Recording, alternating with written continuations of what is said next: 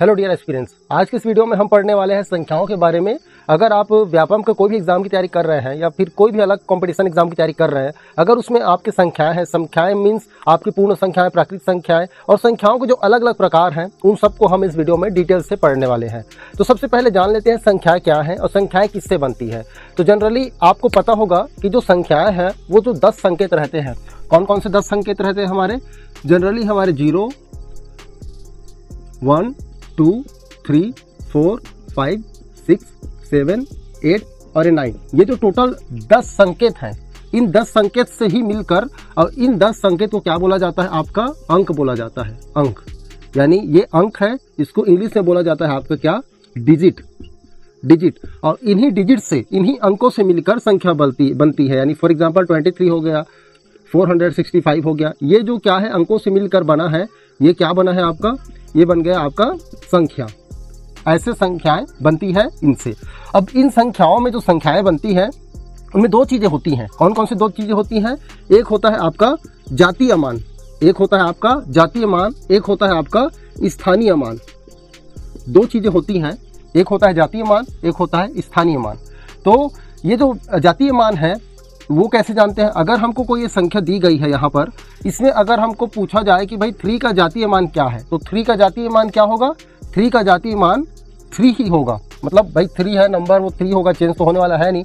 लेकिन in that case कि अगर आपको ऐसा पूछा जाता है स्थानीय मान, जैसे इसमें पूछा जाएगा कि 6 का स्थानीय मान क्या है, तो 6 का स्थानीय मान यहाँ पर क्या होगा? अब ये 65 है, यानी यहाँ पर ये 60 हो जाएगा। ये दहाई में है, तो 6 का स्थानीय मान क्या है? 60 है। ऐसे करके आपको स्थानीय मान समझ में आना चाहिए। जातीय मान पूछे तो कोई भी संख्या है उसका जातीय मान वही रहेगा। जैसे यहाँ 2 का यानी 2 का जातीय मान 2 ही होगा।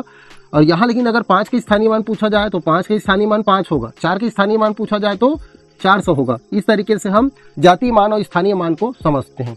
अब चलिए जानते हैं कि इनको अवरोही क्रम में या फिर आरोही क्रम में कैसे लिखा जाता है। तो अवरोही क्रम आपका होता है क्या? घटते क्रम। घटते क्रम भी बोलते हैं अवरोही क्रम को। आरोही क्रम मतलब होता है आपका बढ़ते क्रम। तो इस तरीके से जो संख्याएं रहती है उसको हमको कंपैरिजन करना पड़ता है। दोनों अगर 2 संख्याएं हमको दी गई है या फिर जो संख्याएं दी गई है, सपोज अब यहाँ पर मैं कुछ संख्याएं लेता हूँ। मान लीजिए यहाँ पर कुछ संख्याएं मैं ले लेता हूँ क्या? एक हो गया 29, एक हो गया 8, एक हो गया 57, एक हो गया 49। ये 4 संख्याएं मैंने ली हैं, ठीक है। अब इसको अगर हमको अवरोही क्रम में लिखना है या फिर आरोही क्रम में लिखना है तो कैसे होता है, वो चीजें हम जान लेते हैं।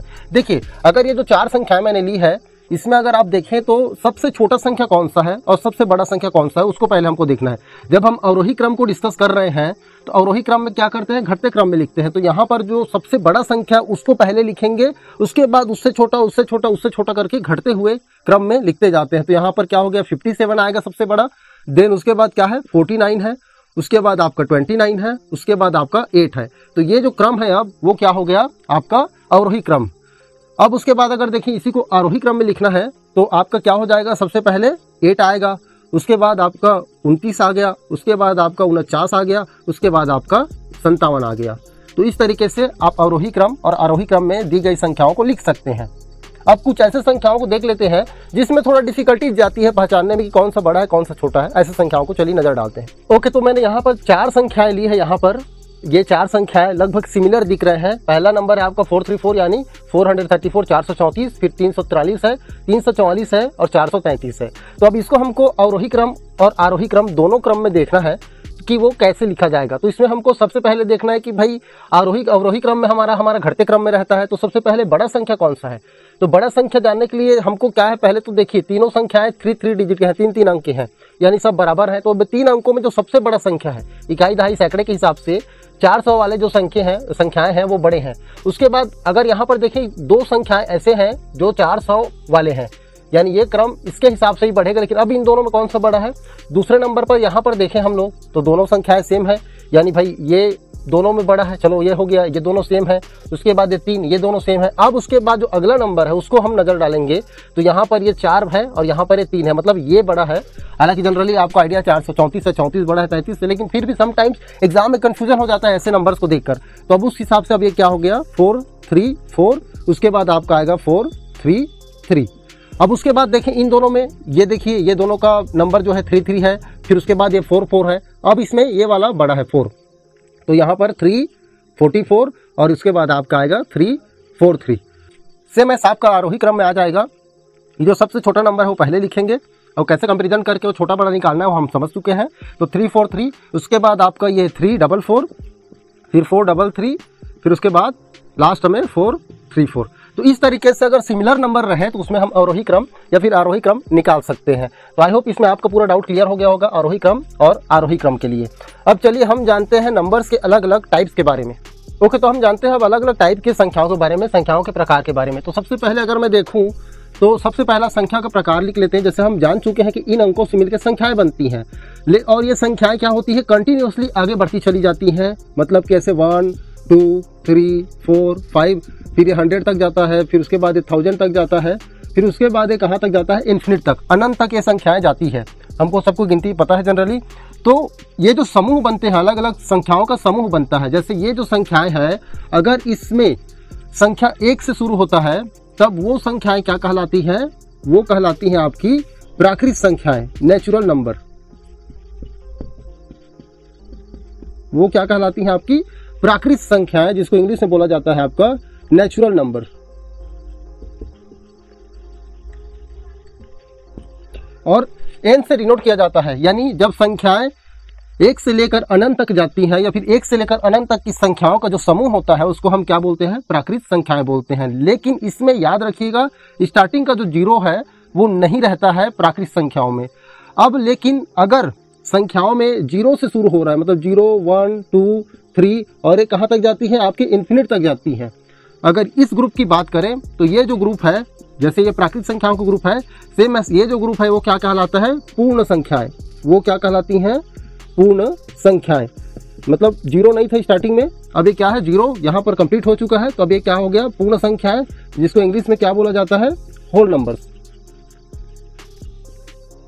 ठीक है, पूर्ण संख्याएं कहलाएंगी। इसको W से डिनोट किया जाता है। चलिए, अब ये तो हो गया सिंपल नंबर्स का। अब जैसे सिंपल नंबर के बजाय कुछ बटे वाले फॉर्म में रहते हैं, तब उनको क्या संख्या बोलते हैं, उस पर नजर डालते हैं। ओके, तो हर नंबर का ना कुछ रूल होता है। जैसे एक रूल मैं बता रहा हूँ आपको, यहाँ पर 1 से क्या है, कोई नंबर है, 1 से कोई अननोन नंबर है, कोई भी एक संख्या है।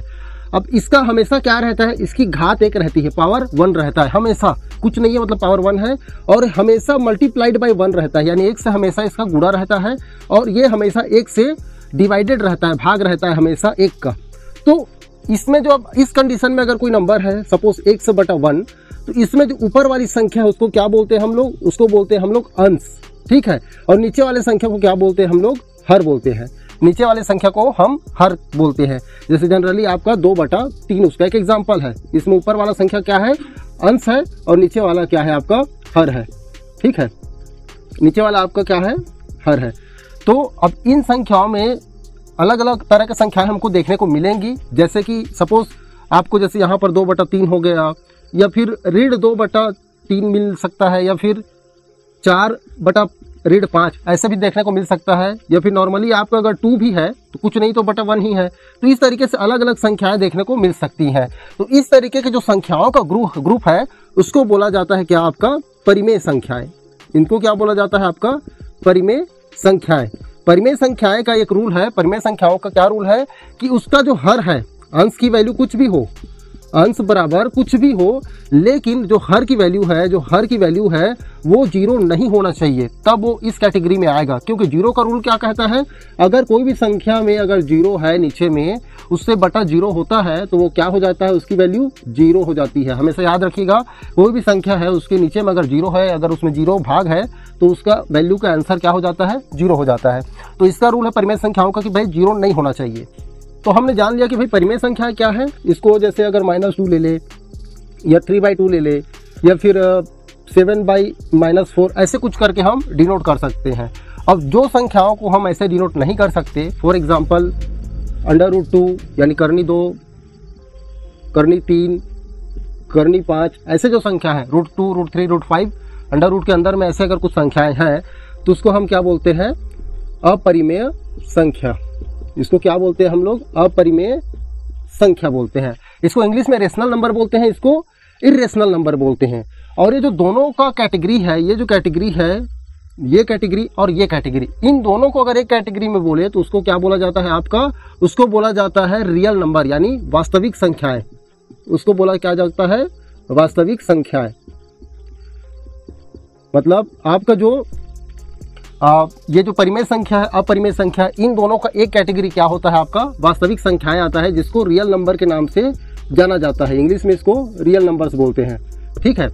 और इसको रेशनल नंबर बोला जाता है आपका। इंग्लिश में भी जानकारी होना जरूरी है ताकि आप कंफ्यूजन ना हो। रेशनल नंबर है आपका, ये इररेशनल नंबर है, ये आपका इररेशनल नंबर कहलाता है, अपरिमेय संख्या।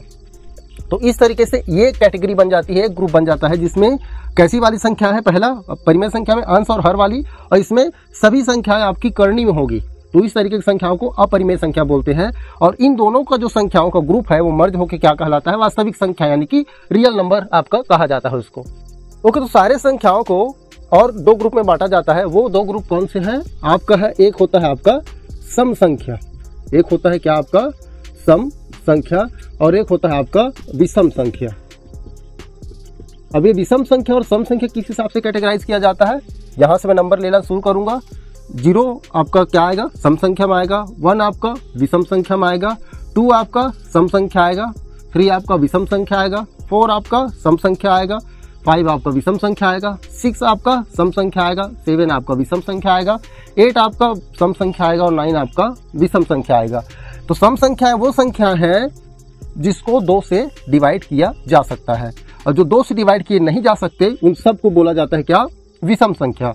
और ये सिर्फ इन एक एक अंक की बात नहीं है, कोई भी नंबर ले लीजिए आप, मान लीजिए यहाँ पर आपका 24 है, ये 2 से कंप्लीटली डिवाइड हो जाएगा, यानी कि ये जो 24 है आपका क्या है, सम संख्या है। यानी जितने भी संख्याएं जिनके अंतिम में इकाई में 0 हो, 2 हो, 4, 6 और 8, जितने भी संख्या जो जिसके इकाई में, इकाई यानी पहला संख्या जो उसका पहला अंक जो उस संख्या में अगर ये 5 है तो वो संख्याएं 2 से डिवाइड हो जाएंगी, इसका मतलब वो संख्या क्या है, सम है।